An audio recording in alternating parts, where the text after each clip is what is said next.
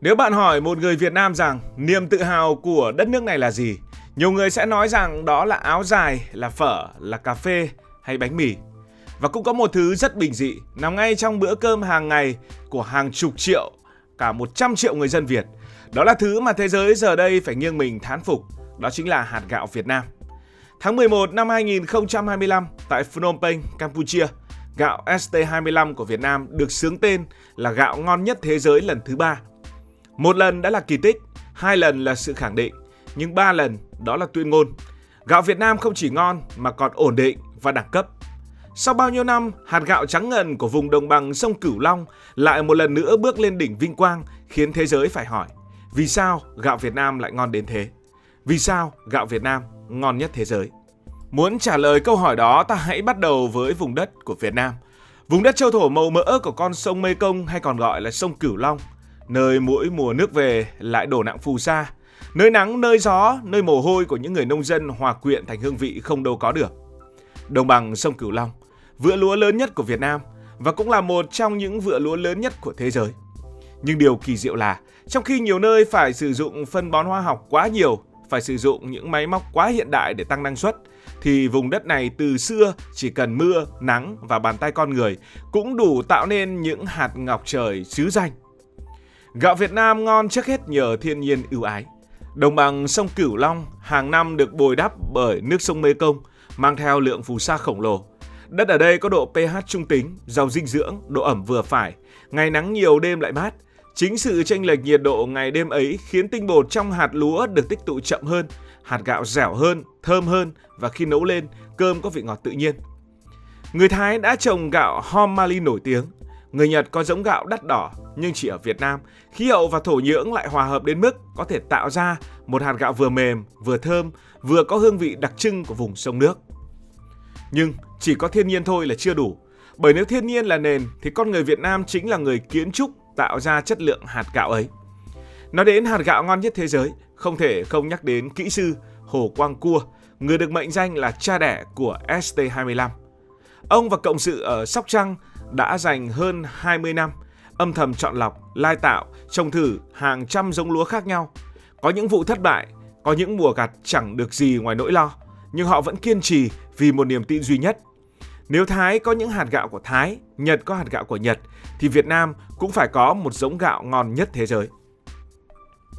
Trong những năm 2000, khi phần lớn các doanh nghiệp gạo Việt Nam đang chạy theo số lượng, bán gạo trắng rẻ tiền cho châu Phi, Trung Đông, thì ông Hồ Quang Cua lại đi ngược dòng, chọn hướng ít mà tinh, hướng tới chất lượng cao cấp. Ông tin rằng nếu người Việt có thể làm ra cà phê ngon, cá ba sa ngon, thì không lý nào không thể làm ra hạt gạo ngon. Và đúng như thế, đến năm 2019 tại Philippines, gạo ST25 đã vượt qua những đối thủ từ Thái Lan, từ Campuchia, từ Mỹ, từ Ấn Độ, từ Trung Quốc để giành danh hiệu gạo ngon nhất thế giới. Hạt gạo ST25 được các chuyên gia miêu tả là thơm như lá dứa, dẻo như mơ, ngọt tự nhiên và vẫn ngon dù ăn nguội. Đó không phải là may mắn mà là thành quả của khoa học, của niềm tin và của cả một tấm lòng son với quê hương. Bí quyết của ST25 không nằm ở việc trồng ở đâu, mà ở cách nó được trồng.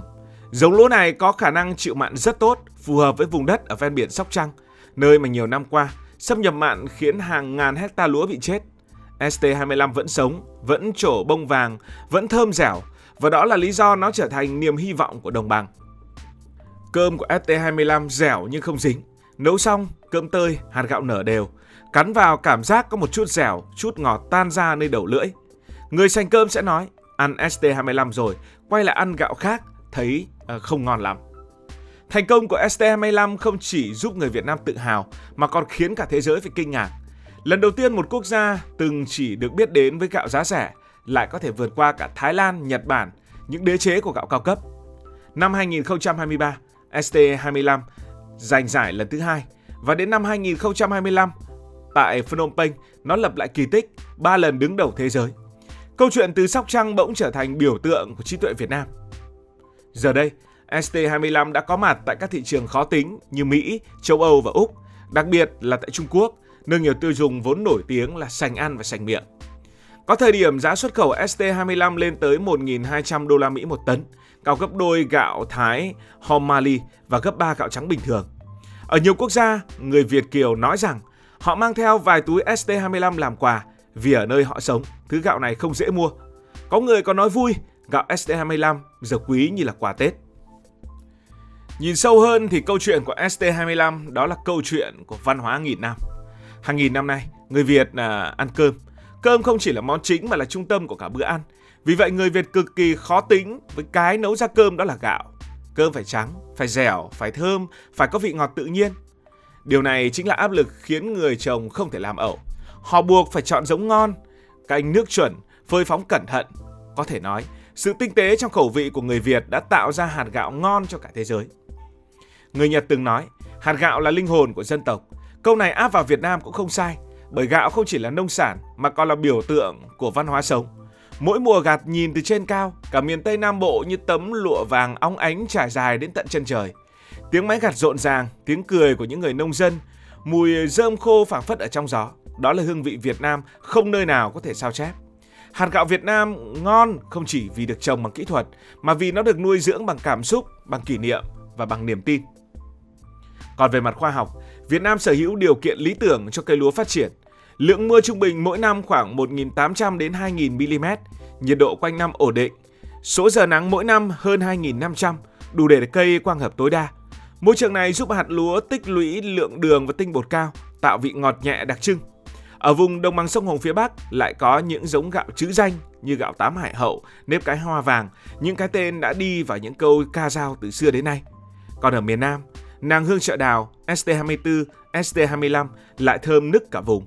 Mỗi vùng mỗi hương vị, giống như là rượu vang của Pháp, mỗi thổ nhưỡng, mỗi tính cách riêng, thì hạt gạo của Việt Nam cũng vậy. Ngày nay, đi đến đâu, bạn cũng thấy bóng dáng của gạo Việt Nam. Ở những nhà hàng Việt tại Paris, tại Sydney, tại Tokyo, nhiều nơi còn ghi rõ trong menu: cơm nấu từ gạo ST25, gạo ngon nhất trên thế giới. Chỉ một dòng nhỏ, nhưng đó là niềm tự hào. Những đầu bếp châu Âu thậm chí còn dùng ST25 để nấu những món rất đặc trưng và nhận xét. Gạo Việt mềm, dẻo, hương thơm nhẹ, dễ kết hợp như một nguyên liệu tinh tế, không hề kém cạnh gạo Nhật Bản. Cũng chính vì thế, gạo Việt Nam không chỉ đơn thuần là hàng hóa mà trở thành câu chuyện về trí tuệ, về lao động, về niềm tin rằng mỗi một hạt gạo nhỏ cũng có thể mang danh dự của cả một quốc gia. Trong nhiều năm, Việt Nam luôn nằm trong top 3 nước xuất khẩu gạo lớn nhất thế giới. Nhưng điều đáng quý là Việt Nam đang chuyển hướng, không chỉ chạy theo khối lượng, không chỉ nhiều mà còn hướng tới chất lượng. Nếu trước kia ta xuất 7 đến 8 triệu tấn gạo mỗi năm mà lợi nhuận thấp, thì giờ đây mỗi tấn gạo ST25 bán ra có giá trị gấp đôi, thậm chí là gấp 3. Đó chính là hướng đi của tương lai.